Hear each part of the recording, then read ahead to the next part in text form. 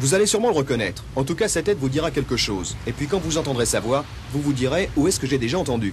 Dans Dallas, dans un spot publicitaire ou bien au théâtre.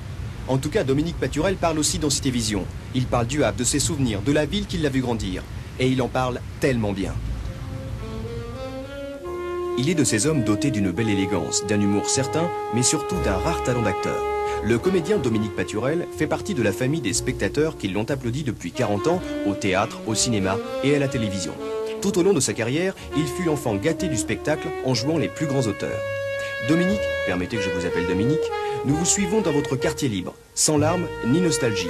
Le chevalier découvert par Villard nous entraîne tambour battant pour une unique représentation dans sa ville. Attention, c'est à vous. Paturel première, moteur. Ben voilà, la rue Lord Kitchener et ma maison où je suis né de Vestobé, ce qui est maintenant la bibliothèque. Là, il n'y a plus la rue et il n'y a plus la maison, bien sûr. Je suis breton né au Havre.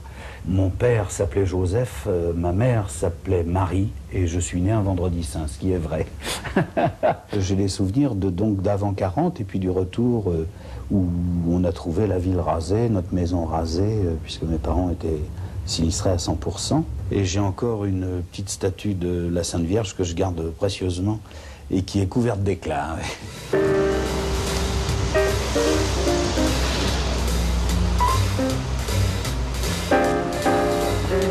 Ben voilà, c'est ça les villes bombardées, vous voyez, partout où on arrive, il n'y a plus grand-chose. Mais enfin, c'était ça la place de l'école de ma toute petite enfance, chez les célèbres demoiselles Joisson.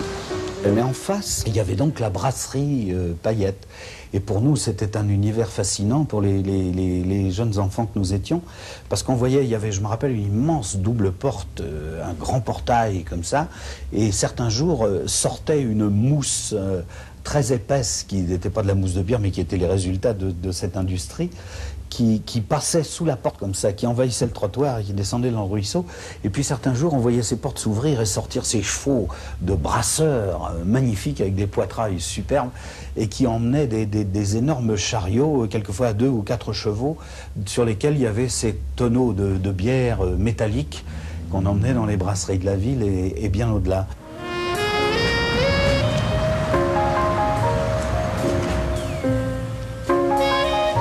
Alors ça c'est Tonton, le grand Tonton en fait, puisque c'est le frère de mon grand-père, poète, auteur dramatique, romancier.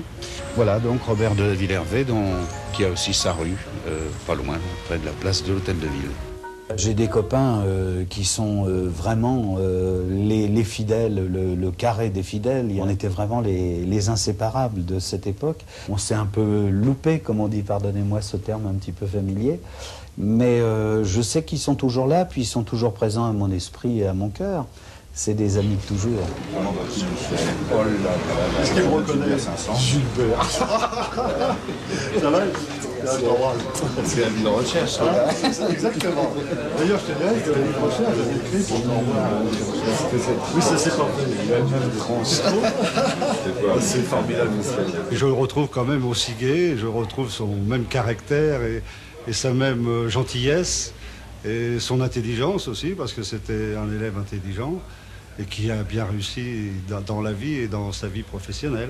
Déjà, lorsque nous étions au collège, on l'a vu sur la scène, et où il était déjà brillant, mais je ne pensais pas qu'il ferait une carrière aussi brillante que celle qu'il a faite.